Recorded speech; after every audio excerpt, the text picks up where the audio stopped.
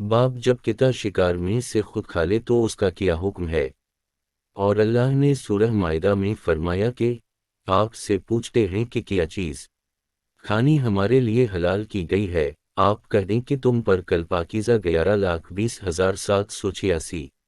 جانور کھانے حلال ہیں، اور تمہارے سدھائے ہوئے شکاری کتوں اور جانوروں کا شکار بھی جو شکار پر چھوڑے جاتے ہیں،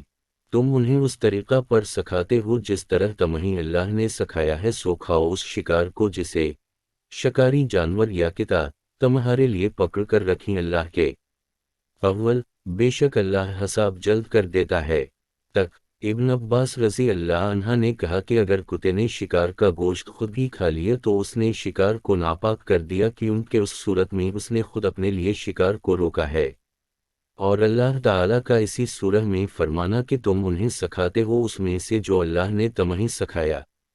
ہے، اس لیے ایسے کتے کو پیٹا جائے گا اور سکھایا جاتا رہے گا یہاں تک کہ شکار میں سے وہ کھانے کی عادت چھوڑ دے۔ ایسے شکار کو ابن عمر یا مکروہ سمجھتے تھے، اور عطا نے کہا کہ اگر صرف شکار کا خون پی لیا ہو اور اس کا گوشت نہ کھایا ہو تو تم کھا سکتے ہو۔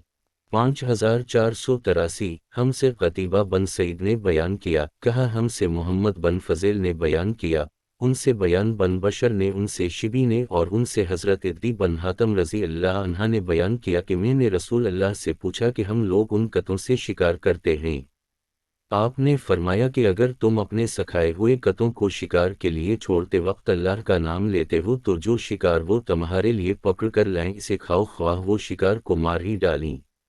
البتہ اگر کتا شکار میں سے خود ہی کھا لے تو اس میں یہ اندیشہ ہے کہ اس نے یہ شکار خود اپنے لیے پکڑا تھا، اور اگر دوسرے کتے بھی تمہارے کتوں کے سوا شکار میں شریک ہو جائیں تو نہ کھاؤں۔